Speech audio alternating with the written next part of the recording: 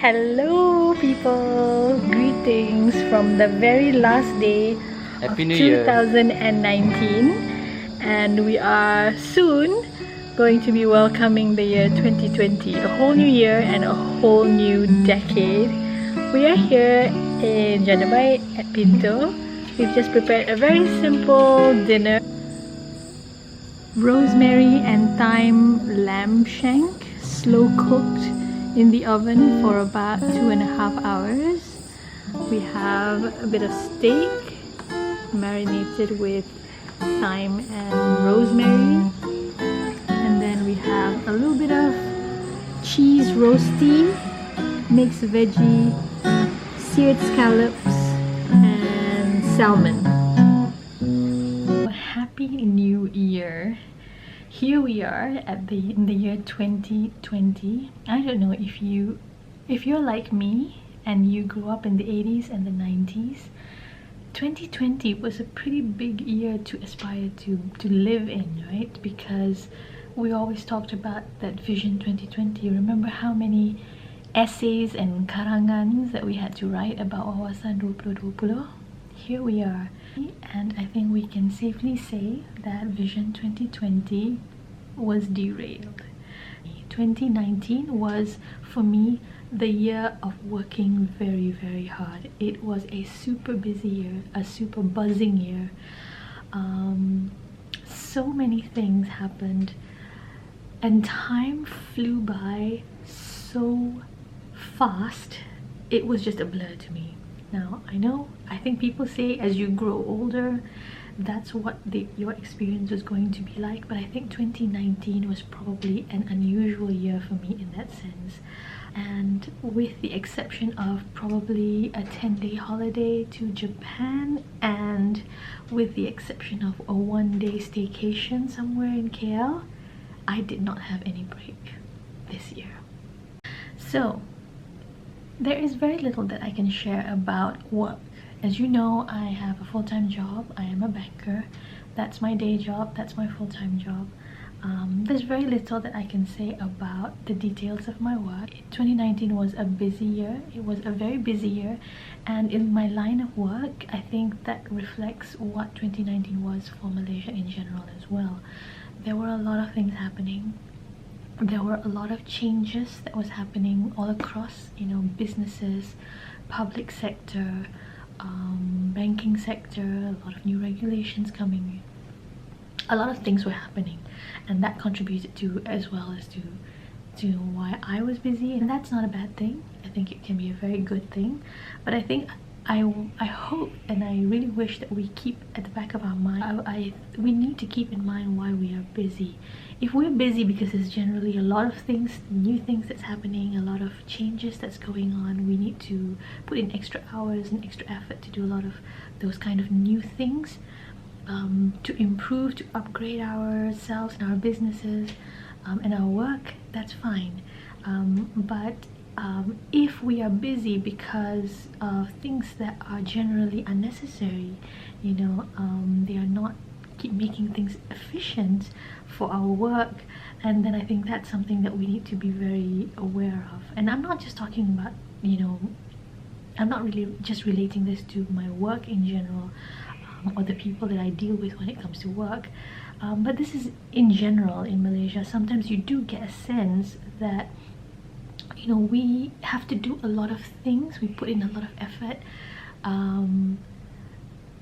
to do something when it actually is not really quite necessary, and that makes it a very inefficient process. We've dealt with government institutions, for example.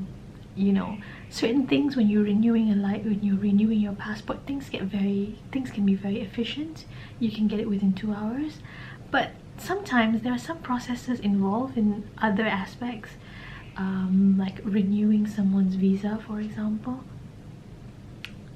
You question why certain processes are necessary when actually they are absolutely not necessary. They make things more inefficient, they waste a lot of people's time, they waste a lot of resources, and we need to think about how we need to make ourselves more efficient. I'm saying that for myself as well as for the system in general. I think sometimes we are all guilty of doing or asking things or making things that are, or demanding things that are not necessary and not integral to the achievement of certain things. You know, it's been a busy and fulfilling year for me at work, and I hope I hope that 2020 will be pretty much the same, but you know, with better results. Then we come to my weekend work, and I did share a lot about what happens at Pinto over the weekend.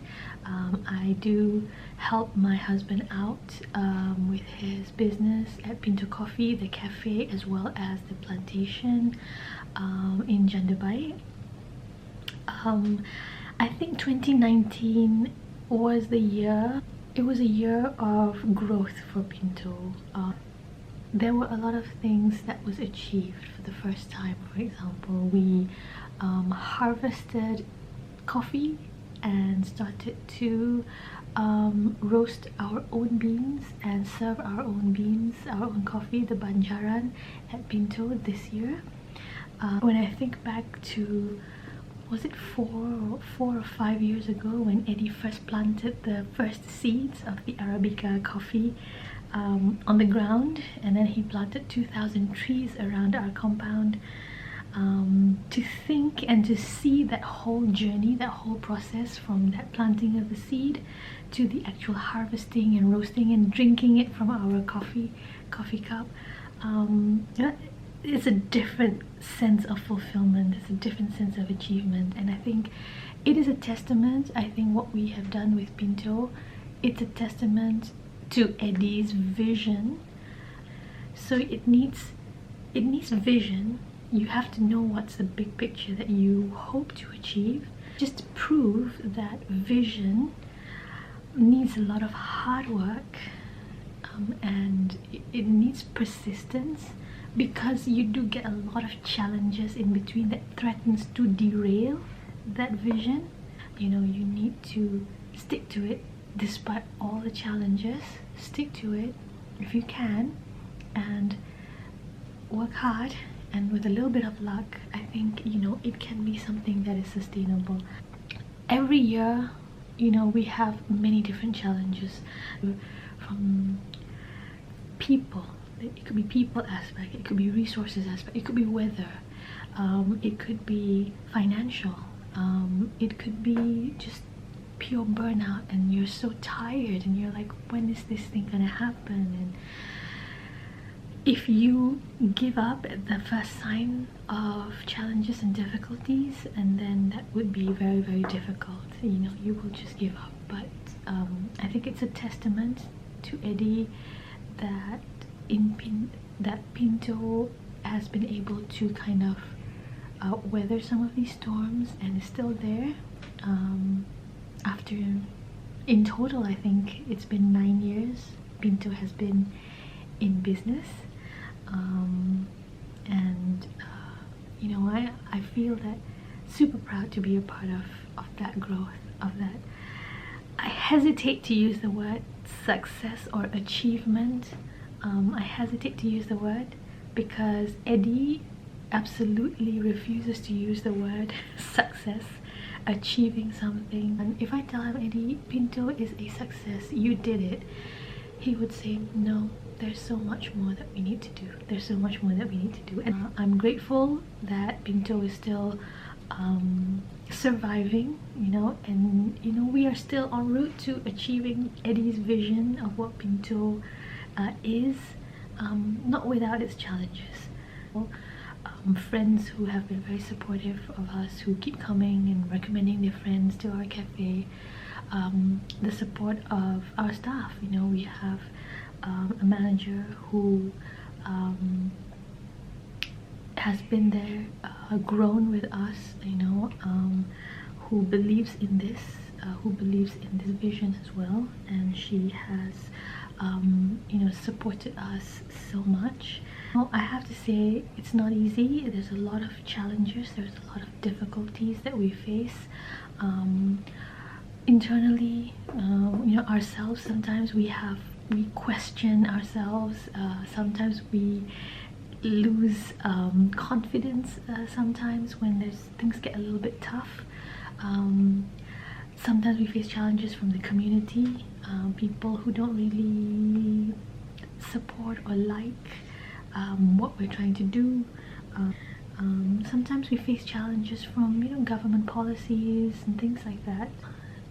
I think being involved with Pinto, right, it makes me realize how difficult it is to get things done and to get things done right. Eddie always says this. He says, you know, doing business in Malaysia, it is not easy if you want to do things the right way. So doing things the right, the correct, the legal way is often much more difficult, much more cumbersome than not caring. Doing things, you know, getting illegal workers, for example, or not paying your staff SOXO or EPF or whatever, you know, those kind of things.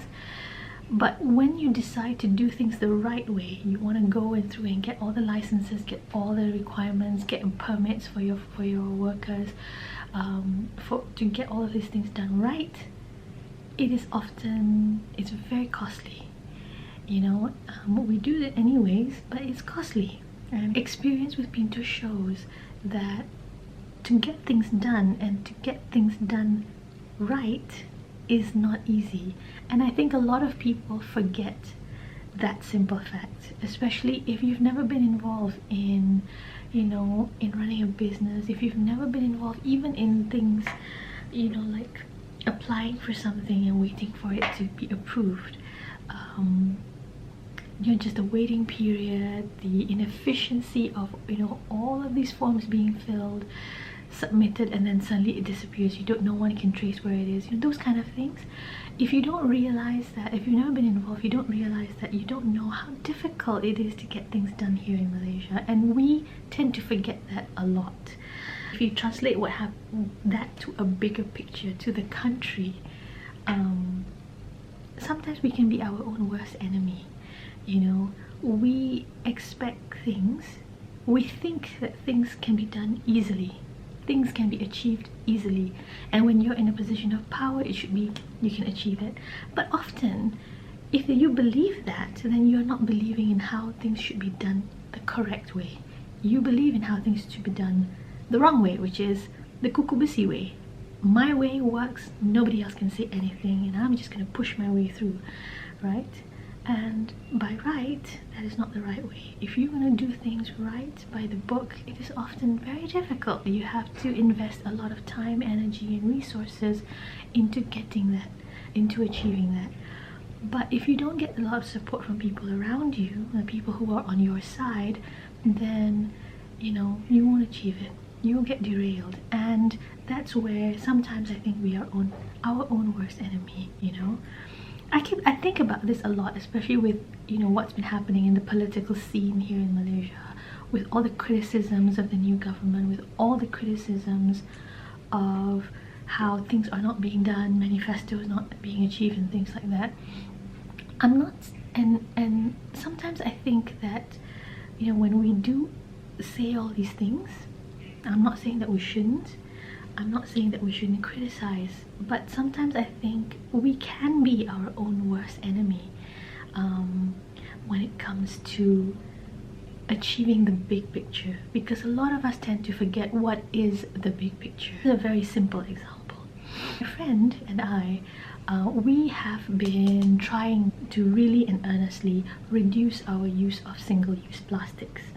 So we try to bring a coffee cup, water bottle if we get a drink, and, you know, we carry a tote bag, you know, shopping bag, wherever we go shopping. One day, you know, we went out in a group, and a friend of mine brought her plastic water bottle, ordered her drink, but forgot to bring a reusable straw. So she asked for a plastic straw and drank from that bottle with a plastic straw. And some You know, some of our other friends were incensed, saying, oh, that is just the wrong way to do it. You are just not doing it the right way. How could you be using plastic straws? You know, you are a lost cause, you know. How can you get the concept wrong? And my point really is that she was using a reusable water bottle. She forgot to bring a straw. She's using one plastic straw. She is not your enemy. She's on your side. She is heading in your direction. But because of the judgment of the people around her, she's made to seem like she's lost the plot. And sometimes when I look at it, I think I see this happening in a larger scale, in the big picture. We're heading in the same direction.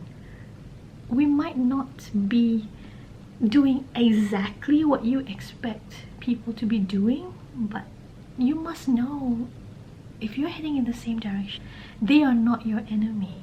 They're on your side. There are 100 people on the queue behind us who were using plastic, single-use plastics. You know, they were not using a reusable plastic water bottle. They were asking for that single-use plastic, and that were all going to end up in the garbage bin. And you don't say anything to them, but your friend who was using a plastic straw gets all the heat. So yeah, sometimes I think on a larger scale, we are sometimes our own worst enemy. And I really hope that in 2020 we can all kind of calm down a little bit, right? Calm down, take a step back, look at the big picture, and when we make a judgment, think about that. Are we heading in the same direction? Are we supporting what needs to be supported? Because if you don't, you will be derailing stuff, right? And we are living in a community. We're living in a community, we're living in a country. We're not a single owner-operated business. And an owner-operated business can be derailed if you don't stick to your vision, if you give up, right? It can be derailed as easily. What more in a community that needs each other's support?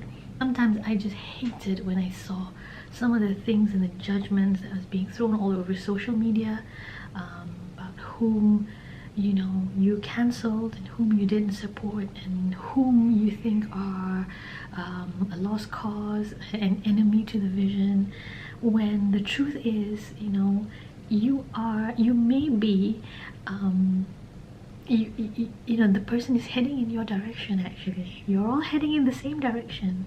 You might be giving way to someone who is running back, and that's where I think sometimes we need to calm down and really take time to look again and think again about the big picture, and realize at the back of it all, getting things done is not as easy as people think it is. But if we don't understand it and we just assume that it can be done, then we are actually saying that you should do it the wrong way, you shouldn't do it the right way, and that's not what we want. And that's what I think is part of the problem that we had in 2019. There's a lot of too many judgments going around, too little introspection and too little thinking about the big picture. Okay, what else did I do in 2019? Travel. So we took some time, and I'm so glad that we managed to make the trip to Tokyo, Kyoto, and Osaka. And to me, it was one of the best experiences of my life. I enjoyed that trip. I'd never been to Japan before. It was my first time. I heard so many things about it, but I have to say it exceeded my expectation in every way possible. It was so efficient, it was so clean, people were so friendly, people were so civilized. Things get done in Japan. So our first vision of Japan when we arrived at the airport, when we stepped down the plane at Narita Airport, was a super long queue at the immigration.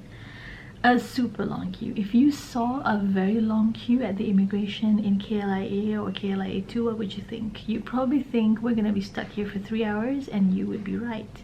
But in Japan, we were only in the queue for about 10 to 15 minutes and it was done, and people were super friendly.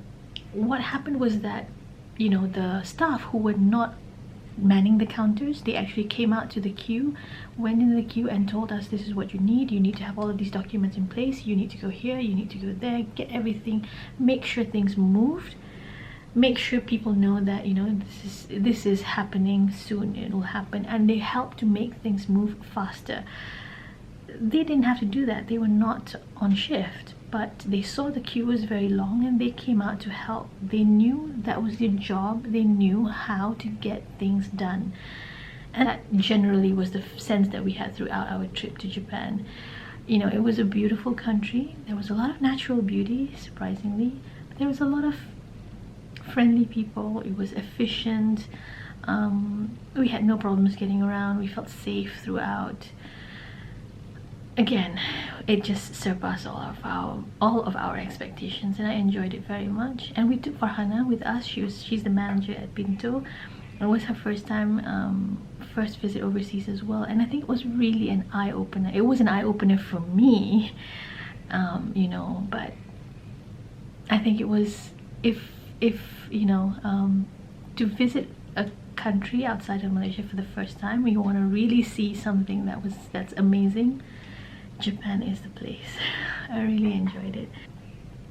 Also in 2019, I think the reason why I had to get involved a little bit more in helping Eddie out with Pinto Coffee was also because Eddie in 2019 decided to try out an Aceh venture, or a venture in Aceh, let's call it, because we went back to Aceh for Hari Raya and Eddie looked around and thought, there's so much potential here. There's so many things that, you know, if someone tries, we could do something and we could achieve something. Eddie was thinking that we could recreate what we had done with Pinto in Jandabai over there. Not exactly, but similar. And I think we probably forgot, or he probably forgot, how difficult it was at the beginning to set something up. Getting things running is a whole set of challenge on its own, but setting something up, we forgot all about it because it was 9 years ago. It's, you know, you learn a lot of things about people and their characteristics, and it's difficult to know who or what to trust. And at the end of the day, they can be your best friends, they can be your relatives, they can be your closest confidants. Human beings, they're very fluid, they can change. It's very easy to make promises, to say things, than to do things. It's very easy to make promise than to keep them. There are a lot of people who want to be a part of a business venture but not willing to put in the hard work. And I think Eddie knows this. Eddie knows doing a business, you need to work very hard. There's a lot of things that you need to do. Other people, you know, if they've never done this before, they don't know and don't realize how much work it really is, or they only realize then that they are not willing to put in that kind of work. And also, you know, at the end of the day, no matter what your intentions are, what good intentions you may have, what common good you think you want to do, at the end of the day, at the base of it all, we are human beings, and selfish interests always tend to prevail when times are tough, especially when, you know, when they have bills to pay, when they have debts to pay, when, you know, they have other commitments. So it's difficult to find people who are on your same wavelength, who understand the business, who sees and shares that vision that you do. We are relearning that. I think Eddie is relearning that. We don't know where the Aceh venture stands at the moment. All I can say is that it's not easy, it's super stressful, and it's a super stressful in another country. But it's a challenge, and we'll have to somehow find a way to solve it. So that in essence is what 2019 has been for me. I know there's nothing groundbreaking, nothing special. It was just been a super busy year for me, but a lot of good things as well. And being super busy can be both good and bad. I think one of the things that, you know, I appreciate about being busy is that, you know, not having to kind of spend hours scratching your head thinking about what to do over weekends, for example. I don't have to think about what my weekend plans are anymore. So that is 2019 in a nutshell. I say in a nutshell, but I can see that it's been a long time. I don't know what I have been talking about, sharing parts, bits and pieces of my life with you. Hopefully things will be better in 2020. Bye guys.